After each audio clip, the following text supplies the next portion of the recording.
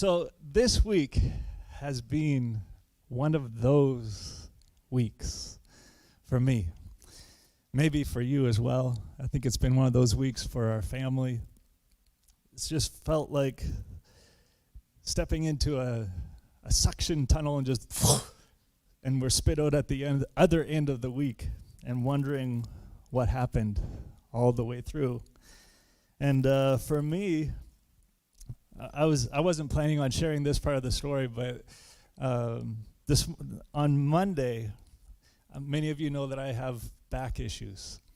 And on Monday, finally, I got in to do a bone scan. And I've never had a bone scan before. And so I was kind of nervous. I didn't know what to expect in a bone scan. It sounds a little bit more complicated than an x-ray. And I've had plenty of x-rays, and I was never nervous about an x-ray before. But just the thought of a bone scan seems serious. And it was my chiropractor, like about maybe 3 weeks ago or 4 weeks ago, because I came in with my back all flared up, and I was telling him it really, really hurts more than any other time. And he was like very serious. And he said, pain is not normal. Pain should not be a regular part of our life. This isn't right. I think you need to get a bone scan. And I'm like, okay, that's cool. And that was it. So he said, I want you to go to we don't have a family doctor, as probably most of you don't. So we had to go into our walk-in clinic that's closer to our place. I got our appointment, started talking with the very kind doctor, telling him what's going on in my back. And he said, my chiropractor told me to tell you I need to ask for a bone scan. And he said, okay, let's do it. And he sat down and he did his thing. And he said, I'm going to warn you, there's a wait list. These things take time in this city. It could be a month, it could be a couple of months, but you're going to have to wait. And in the back of my head, I'm thinking, oh, that sucks, because my back hurts now, and I would really like to find out, what's going on.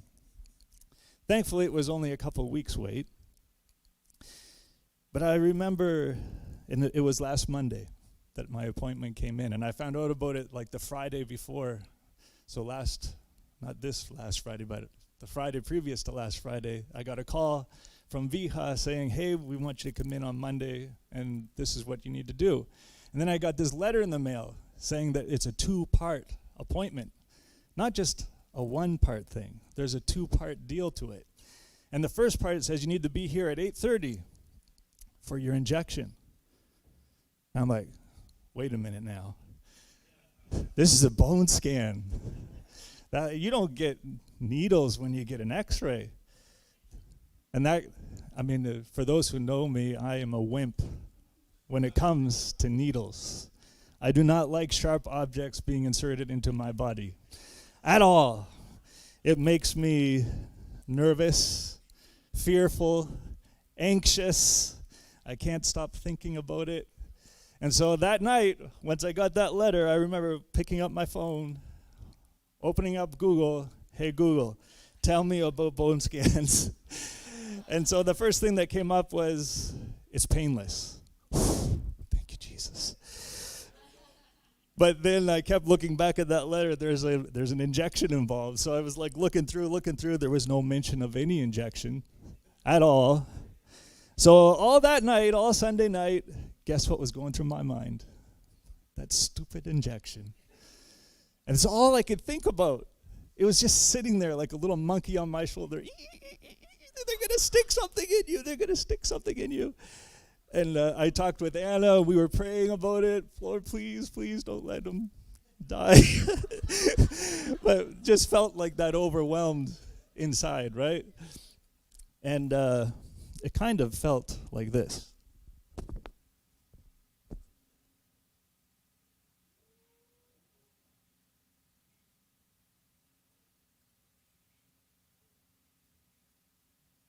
So I had that on my shoulders all night. I didn't sleep too well because I was thinking about that injection. It's on there. It's in black and white on this piece of paper from an official government entity telling me they're going to stick something in me. And in the morning, I get a text as I was getting ready to go to the hospital. It's from one of the guys that I serve at work, and he used to be a chiropractor.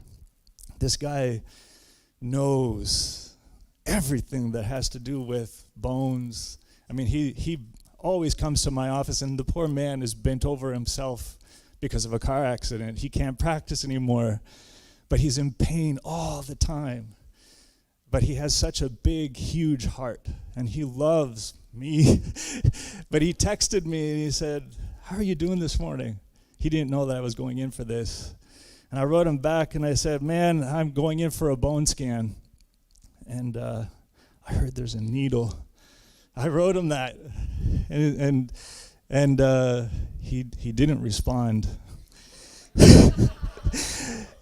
But he said at the end of his message, "I'm praying for you today, my friend." So that kind of felt good. I go into the ER, or not the ER, but the nuclear medicine. That's what it's called. There's a nuclear medicine unit in the Jubilee Hospital. If you didn't know that, today you do. And they do nuclear things there. And what I learned was that in order to do a bone scan, they have to inject nuclear material inside of you. That is natural. And that's what they told me, that it's a naturally occurring mineral. And I'm just thinking in my head, how can something that's natural be nuclear? But anyway, the idea was that when they inject this little thing into you, it kind of circulates inside of your body. And the idea is that they use the word, it's like a tracer, so that you can see what's going on in your bones. Because it kind of gravitates to areas where there's inflammation, or where there's pain, or where other unnatural things that begin with the C, cancer, it shows up in there if there's something like that. And I wasn't even thinking about cancer, honestly. But and then I asked him, "Is this going to hurt?" That was like one of the first things out of my mouth. And he just smiled and laughed at me. "No, man, this is like the smallest little needle that we ever have. It's like this tiny, teeny little thing. It won't hurt a bit." I'm like, "Thank you, Jesus." But I'm still nervous. And so they disappeared for a while. I had to wait in this room where the machine was. And I've never seen one of these things before. They're huge. They're like this giant tube, and it has a big symbol of General Electric on it. And it's big, like really big. Like, I was impressed with how big this thing was. And it was hollow in the middle with this long, intimidating bed on the outside that I was just imagining I'm going to have to lie on there. They're going to stick me in the middle of this thing. And this was starting to get a little bit heavier, by the way, because they still haven't stuck me yet. And even though they said it's going to be painless, you know, my mind is just kind of, but what if the guy who does it isn't painless? What if he's like really in a bad mood, hasn't had coffee yet, or he's just like, he sticks me. So all those things rolling through my head, And eventually, after like 15 minutes, they came back because the little concoction wasn't ready yet. And they came back in this cylinder that I couldn't see through. The needle itself was in this metal casing that looked very painful to me. I mean, I'm sure to them it's just like whatever. But to me, in my head, it's like, oh my gosh, just look at that metal thing. It's going to hurt like the dickens when they stick that in you. And so they took out this orange tube, or not tube, like elasticy thing, and they wrapped it around my arm. She said, "Try to relax." I'm like, "Yeah, I don't know if I can, because you're wrapping this orange thing around my arm." And then they pulled it tight. And she says, "No, make a fist." So I made a fist, and she said, "Oh, there's your vein. That's good. Now relax." So I looked over somewhere else. Jesus, please help me. And then, I'm done. Oh, it didn't hurt. I felt like giving her a hug. I was like, "Oh, thank you. It didn't hurt. I'm so glad. And I had to wait another 2 hours. So my lovely wife came and picked me up. And I was kind of showing off my owie because she gave me a bandage, It kind of hurt right there. And so I had to go home and wait for a couple hours, and I got to come back and then lie on that really weird bed. And they talked me through it. But as I was lying there, I was just feeling this, because it's been a heavy time. We've shared this before, and I'm not going to get into it now, but it's just been a heavy, heavy time for us for many, many reasons. And I was just laying there feeling it, like now here I am getting stuck into this tube. And as the lady was doing her thing in the control desk, and the bed started to roll slowly into the tube, and it turned. I felt like I was going in. Have you ever seen Stargate? Maybe. It's like this big circle, and I felt like I was going into the other dimension, and I was going in slowly, slowly, slowly. And as this thing was coming over my head, I felt God talk to me. And all he said to me was, I see you. I see you. I don't need one of these big machines. I can see inside. I made you. And I was thinking of Psalm 139. I formed you. Before a word is on your mouth, I know what's going to come out. When you sit down, when you stand up, I know it. Even before you do it, he knew I was going to do that. He knew I was going to do that too. I didn't, but he did. But he sees all those things, and he doesn't need a machine. And in that moment, I felt peace, a little bit. I felt peace because he was there. Today, I think all of us come in here with something like this on. One shape or another. Some of our backpacks are bigger because we're carrying a lot more. Some of our backpacks maybe are smaller. But I'm pretty sure that all of us have something that we walk in with. And for some of us, those backpacks are giants. They're huge. They're painful. They're heavy. And they get heavier the more you carry the things. And they don't seem to go anywhere. They're just there. And you can't see it unless, you're really having a hard time, because then it starts to show off in your face, You're feeling heavy inside. You're not sleeping, and it just doesn't look good on you anymore. But, you can see what I've got on my back, and it's starting to get heavy, and all I have is a bed sheet and a couple of other pillowy things in the back just to fill it out. But some of us carry pain. Some of us carry, I look in the mirror, and as soon as I step in front of the mirror, this voice is in my head. You suck. You're so awful. Just look at you. You're horrible. That's on your back. Some of us have a pack of, I don't have finances working in my life. I don't know how I'm going to pay for this or that. And that's on your back. You're worried about it. You're anxious about it. For some, maybe it's an addiction, like alcohol, drugs, pornography, too much coffee. But we carry it, And we can't see it. Like, I can see this. I know I have it. I know you can see that I have it. But these kinds of burdens that we're carrying, nobody can see except you and Jesus. He can see it, right? Nobody. You can have like a secret burden that only you, it feels like only you know about it. Only you carry it. But it's so freaking heavy that it's driving you into the ground, little by little, day by day, hour by hour. And it just doesn't seem to get any lighter. It seems to get heavier. So what do we do with that? And all this week, the verses that we're about to read, I think it was like maybe Tuesday morning, as I was feeling another heavy burden on my back after the stupid bone scan thing was done. I didn't know what to do with what I was having on my back. In my own strength, there's just no way that I can deal with it. It's too heavy for me. And it was just feeling heavier and heavier and heavier and overwhelming to me.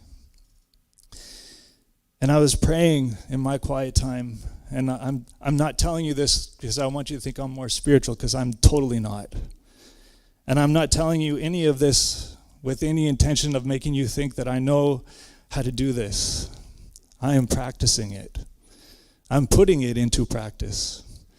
And I'm still doing it. And that's the spirit behind what I'm trying to share with you today. That I haven't gotten there yet. But I'm learning how to do this. And after I was praying and just like pouring out to God how I was feeling, I was quiet. I tried to be quiet and just listen. And the very first scripture that dropped into my mind was this one. And it's in Matthew 11:28-30. If you'd like to join me, I'll give you a second so I can have a drink.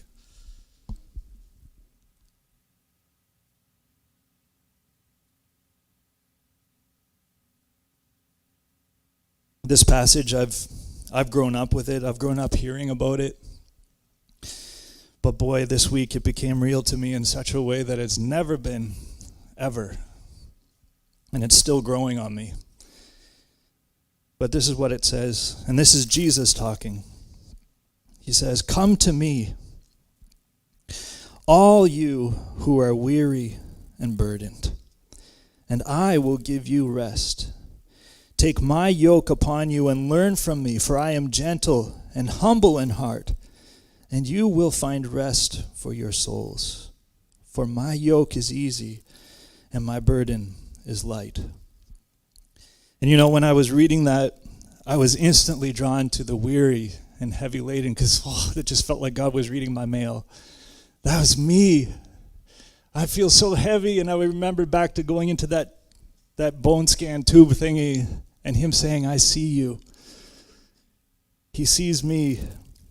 He sees you, by the way.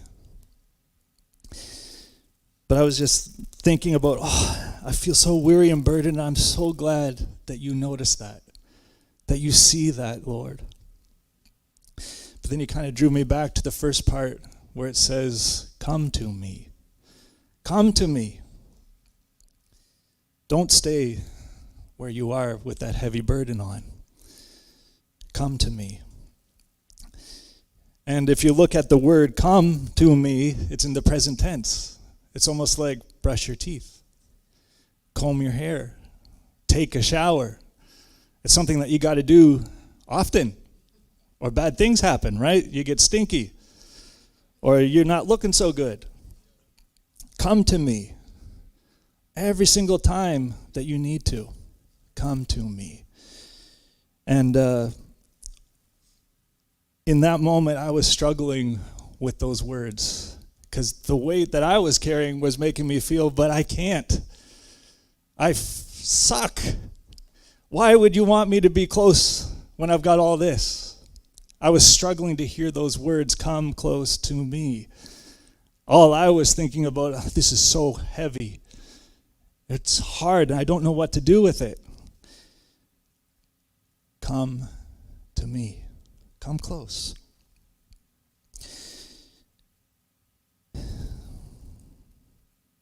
And keep coming. This is like a theme in the Bible. And it's something that I didn't grow up with this. I grew up with like a microwave style prayer.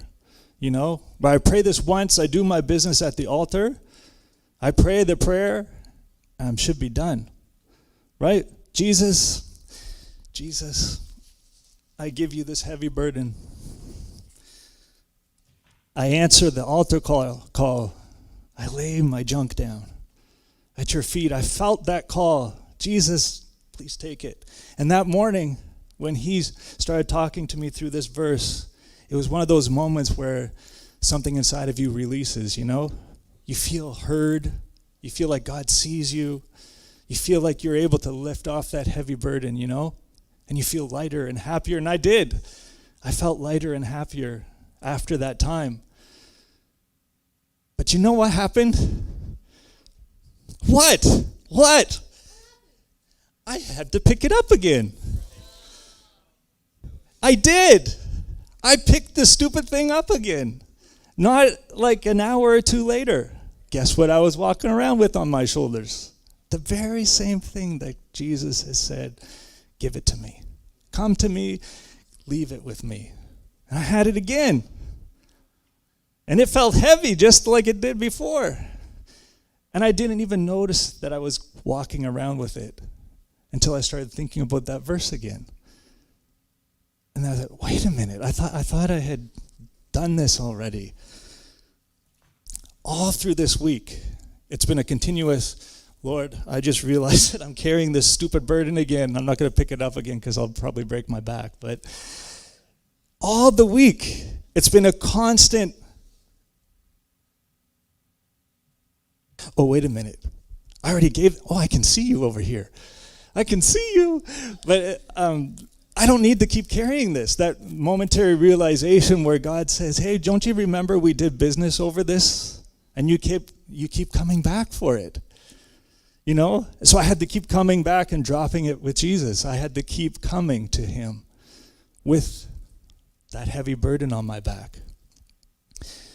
You have to do the same thing. You know, Jesus is making the invitation to everybody who is weary and heavy burdened. He's saying, come and keep on coming. Because it's not going to be probably a fire and forget prayer. A one-time deal where you throw your stuff down, you receive freedom, and you're good to go. You might be dealing with this for years. The same burden, the same struggle that you're going through. You might be laying it down and doing it honestly. You're laying it down and you're feeling God's answer in your life. You're feeling free. And 2 minutes later, it's on your shoulders again. I don't know if you're hearing what I'm trying to say. You didn't fail. You're not a failure if you find yourself carrying that same package again. Right? The fail happens if you don't do something with it. Right? And you just keep walking with it getting heavier and heavier and heavier. And that's not even a fail. Because God can still meet you somewhere. Right? But it doesn't matter how long you've been working on letting go of that burden. If that's your heart, if you're saying, Jesus, this is too heavy. I don't know what to do with it, but here, please take it. 2 minutes later, I've got it again. But Lord, I'm delivering it to you. That's what that is talking about. Come to me. And the invitation is there. Jesus made it, but I need to respond. So do you. With whatever you're carrying. I don't have to wait. The invitation is already out there, right? And I was thinking about this. You know, sometimes we struggle with, but I don't know if I can hear you, Jesus. I feel so overwhelmed with what I'm carrying. I'm struggling to hear you. I can't. This is what his voice sounds like. Not me talking through here, but his voice is right here in print. And he is saying, come to me, all of you who are weary and burdened. Your weariness and your burden does not exclude you. It doesn't disqualify you. And the enemy loves to make you think that. He loves to make me think that. That's part of what I was struggling with the come to me part. I was struggling with but I've got this stupid thing on my back and maybe Jesus really doesn't mean it for me. He's talking about the other nice people out there, but not me. But he means me, and he does mean you. Yes, you. The one that's saying, oh yeah, but not me. Yes, you. He's not excluding you. And weary and burdened means tired. That's what weary is. Tired from toiling. You know what toiling is all about? where you're, like if you've ever worked in the kitchen, washing dishes in a big restaurant, that's toiling. They just keep coming. Those stupid plates just keep coming. If you've ever worked on a farm, making hay, that's toiling. If you've ever struggled to try to leave behind something and it just keeps coming back, that's toiling.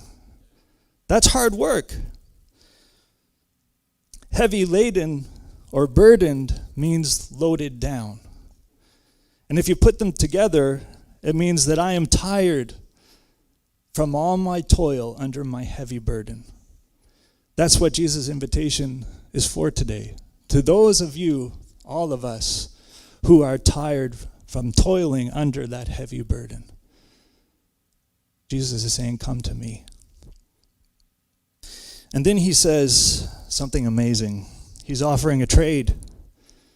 Jesus likes to do trades that are very unfair to him, but very convenient for us if we'll take him up on it, right? It's not forced. None of this is forced, which is just crazy. I can choose to stay under my heavy burden, or I can choose, no matter how many times I need to do it, I can give it to him. And the next part says, I will give you rest. Come to me, I will give you rest. No matter how many times you got to do it, there's not a limited quantity of times. We're used to limited. But with Jesus, it's keep coming. He's not going to look at you and say, no, wait, this is the 99th time. I'm done with you. He doesn't say that. He says, keep coming, right? And I will give you rest. And I was looking at what rest means.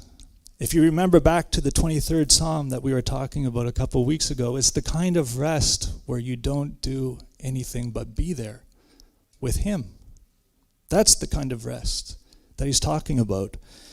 And I'm going to say this wrong, but the Lexham Theological Workbook, it says rest is a break from physical labor and worldly striving. It is a time for mental and spiritual restoration. In the midst of sufferings and struggles of existence, people may long for rest. That's the kind of rest that Jesus is offering you and me. No matter the size of your burden, no matter how many times you've tried to let it go and it keeps coming back, Jesus is offering that to you. Then the verse continues. It says, take my yoke upon you and learn from me. Take my yoke. I don't fully understand yoke because I live in the year 2022, and I think most of you do too. If anybody isn't, please tell me. I want to talk with you. I want to know what you're doing. That sounds cool. But could I get the first picture?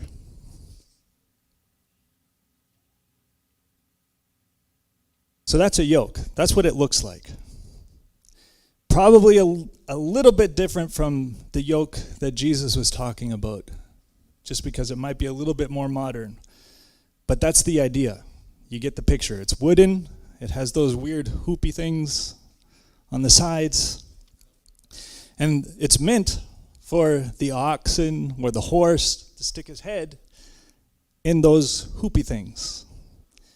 I'm using very technical words here, and in the little loopy thing in the middle, that attaches to the load that they're going to be helping you carry, right? But today, we don't usually think like that because we don't use it, and we haven't used it for a long time. Maybe if you're connected with farming, you may have some idea about this yoke thing. You probably know, okay, they probably used it in farming. They probably used it to plow stuff. They probably use it to carry heavy loads, but I'm not too sure exactly much else. And our brain kind of floats back to the year 2022 and what we used to do farming, because that's just a little bit easier to understand, right? Can I see that other picture? We see that. That's a tractor. And he's pulling a plow, right? But if we look at this verse and we're thinking our 2022 version of plowing, of what Jesus was talking about, we're going to get it wrong. We're not going to hear what Jesus is saying. I mean, tractors are wonderful. If you're a farmer, I grew up driving tractors and I love the things because they make work easier, right? You go faster if you have to plow a big, ginormous field. They just do it quicker for you, right? And you don't have to work as hard. You just have to keep the wheel straight. And you go wherever you want to go. But if we have that vision of what it means to be yoked with Jesus, we're going to get this wrong. Because in a tractor, who's driving? Me. I'm the driver, right? And I'm going fast. Faster than if I were just walking, right? And the work gets done a lot quicker, right? Which is great. But it's not helpful if we're trying to hear what Jesus is saying. And I want to read to you a little part of an article that I found. It's from Christianity Today. And this is what, when Jesus said the word yoke, this is what his hearers would have understood. So 2 oxen are chosen to share a yoke. And if we could put that yoke picture back on, if you can imagine 2 ox or 2, horses or something sticking their heads in there. That's what I want you to see. 2 oxen are chosen to share a yoke. The first is an older, seasoned ox. He is trained and hardy from years of routine. The second is a new, young ox. He has potential but is inexperienced. By sharing the same yoke with the veteran workhorse, the elder trains the younger. Not only that, but the experienced one draws harder to bear the majority of the load. Since the older one leads, the younger ox does not have to wonder what to do. He learns from his mentor and gains the knowledge and skill to teach others. This very much resembles discipleship. Jesus invites us to learn of him, which is another way of stating, be my disciple. There's peace in not having to figure life out on your own. There's assurance as we follow his lead. That was impressive to me.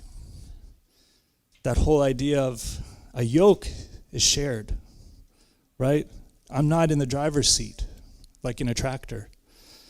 And if you've ever been on a farm or seen a farmer, or maybe in movies, like old movies where you see them plowing behind a horse, it's muddy, it's dirty, it's slow. It's not fun. It takes time to do 40 acres. I'm just pulling a number out of my head. It takes time, right? Because you got to work with your animal. You got to make sure that the plow is going down deep enough. You got to keep the thing straight. I'm sure you've seen movies with this happening, It's not fun. It takes time. It takes patience. It takes hard work. Tractors, on the other hand, when I was a kid, we had this big John Deere one that was enclosed. It had like a little cabin, and it had air conditioning. It had a CD player. You could just be rocking out and doing your work, and it was wonderful. Nothing at all like what Jesus is talking about, right? Very different. Take my yoke upon you. Jesus is talking and inviting us to walk with him. Not like a tractor where we're driving, where we're the ones in control. Taking the yoke of Jesus means Jesus is there, he's ready. I need to put it over my head. It doesn't say that he's going to do it for us. Take my yoke. He's offering it to us, which is very different from how the animals on the farm have to do it. They get it put on them by us, right? They're subjugated to us. Jesus offers it. He says, come with me, right? Stick your head in here. It's going to be fun. And that same article actually said that that yoke was handmade. And it was custom made for the animals that were going to use it so that it would be painless. But it would help them to work together. And when Jesus says, take my yoke upon you, he's inviting you and me to walk with him, to go where he's going. And that article went even farther. I'm not going to get into it too much, but the yoke of a rabbi, which is what Jesus was often called, a rabbi, if you wanted to be like one of the rabbis, it was said that you would take their yoke, on the yoke of the rabbi onto you. And your job was to follow them around day in and day out, giving them the rest of your life, basically, to learn from them, so that you would learn what they think about the scriptures, and that you would adopt their thoughts about the scriptures as your own, and that you would learn the way they do things, and you would do the same things as them every day, day in, day out, day in, day out. I'm following you because I want to be like you. That's what it means to take that yoke. And that's what Jesus is meaning when he says, take my yoke upon you. He's saying, I want you to follow me. I want you to do what I do. I want you to follow my lead, not you. You're not in charge. I want you to follow me. He always says that, doesn't he? Follow me. Follow me. I know the way. I sure don't. This week felt like that. I don't know the way. But Jesus does. And he's inviting us to walk with him. And it might be a slow walk. And we hate that. Our culture hates slowness. I hate slowness. Yesterday we were trying to get to a wedding, and there was lots of slowness around me. There was traffic, and the goofs in front of me were not driving correctly. They were being very slow. They were looking at the nature outside. They were taking their time to speed up when the light turned from red to green. And on the inside, I was like, oh, come on. I'm late. I don't want to be late. Can't be late. But they didn't care, right? Microwaves. We love our fast, right? Netflix. I'm bored. Netflix. Obi-Wan Kenobi. I see you. Yes. I'm bored. I can entertain myself. I just pull up my phone sometimes. You know, I've got YouTube on here. I can read something on here. Instant. But you know what? Walking with Jesus in that yoke sometimes takes a really long time. And that's okay, because I'm not walking alone. I'm walking with the one who knows the way. But yokes were also a loaded symbol in Bible times. Even today, we don't like the submit word. We value freedom. We value independence, right? So if we start talking about submit to Jesus, it's like, ugh, I don't like that word. In Bible times, yoke also conjured up images that were not very good. You've probably heard of a yoke of slavery. You know, there's a verse in Galatians where it says, it was for freedom that Christ has set you free, no longer to be subject again to a yoke of slavery, right? To them, they would see that also when Jesus said the word yoke. They would think, oh no, is he talking about I'm going to be a slave to him? Is this going to be an oppressive yoke? And it's a good thing that Jesus knew exactly what we're thinking, because the very next thing he says is, take my yoke upon you and learn from me, for I am gentle and humble in heart. I'm not like the other guys. When you take my yoke upon you, it's going to set you free. It's not going to dump on you. It might take time. It might take a lot of mud and hard work.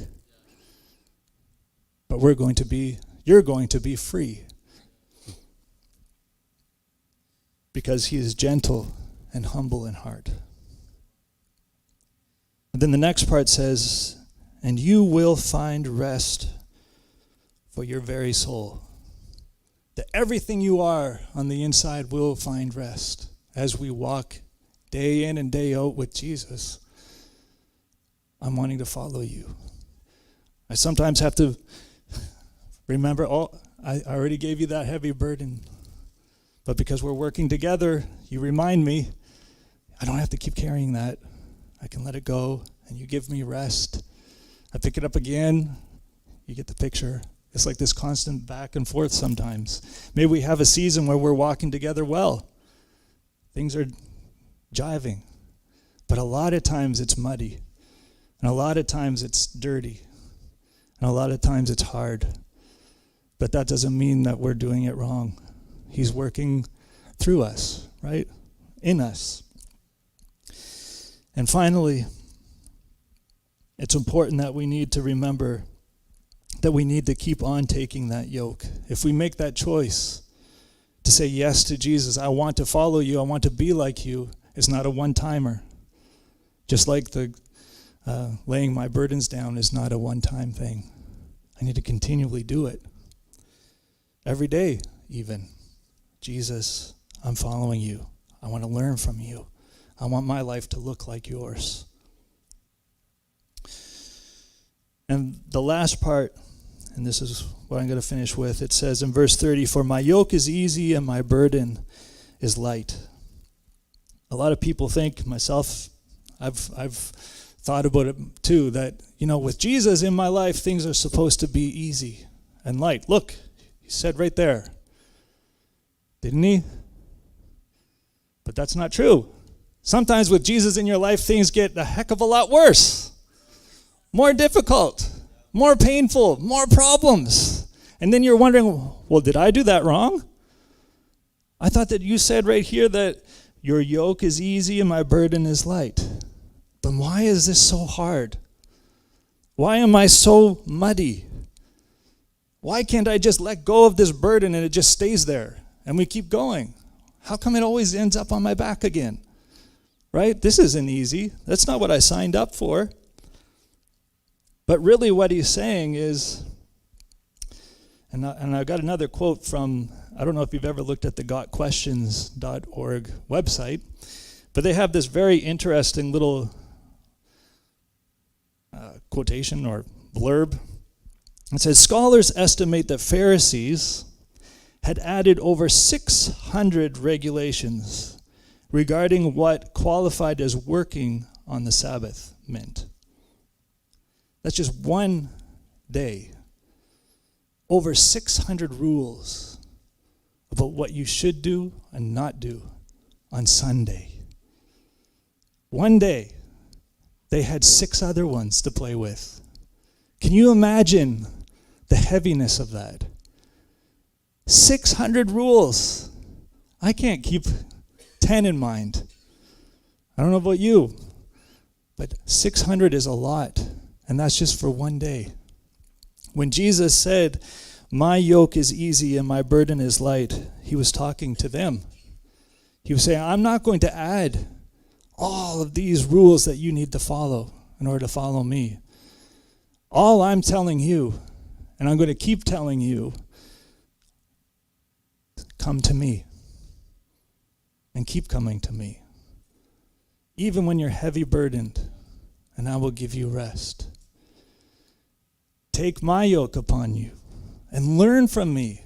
And keep taking that yoke and keep learning from me. And you will find rest for your soul because I'm going to give it to you. That's what he's talking about. It's not 600 rules that I need to follow or 600 things that I don't need to do. It's every day, Jesus, I want to follow you. Jesus, I want my life to look like yours. Jesus, please take my heavy burden. And today, I know there are people here who have heavy burdens. I'm willing to bet that we all carry something. Or maybe you're getting your feet all muddy and you're feeling like, this can't be the way it's supposed to be. I'm wanting to follow you, but everything just seems to be going down the tubes in my life. I feel like I need to just give up. All of us carry that. But today I want you to hear Jesus' invitation to you. Because he's talking to you. He sees you. Just like he saw me as I was sliding into that ginormous tube. He sees you because he made you. He can see that heavy burden that you are carrying. None of us can, but he knows. And he knows how heavy it's been for you. He knows how many times you've been trying to let go of it and it just keeps coming back. He knows that. And he's not saying, yeah, you've been doing that too many times and I'm done with you. He's never said that. He's inviting you to come with that heavy burden just as you are, and he will give you rest. So today, that's his invitation to you. Will you respond? You're the only one who can. So let's pray. And if you feel like you are one of those ones with a heavy burden, this is your time to talk with him about it. This is your time to honestly say, Jesus, take this. And 2 minutes later when you walk out that door, if you feel it creeping back again, do it again. And an hour later, if it's back, you know the drill. This is not a one-time thing. Every single time that you feel that burden coming back, talk to him about it. And every day, if maybe you've never asked Jesus to be the one that walks with you. Maybe you feel like the guy on the tractor. You're just plowing your own field and it's not going well. You're the one in the driver's seat. And you realize this morning, I'm not walking with you, Jesus. And I want to. If that's you today, now's the time. Now is the time to say, Jesus, I want you in my life. Jesus, I surrender to you because you are good and you are humble in heart.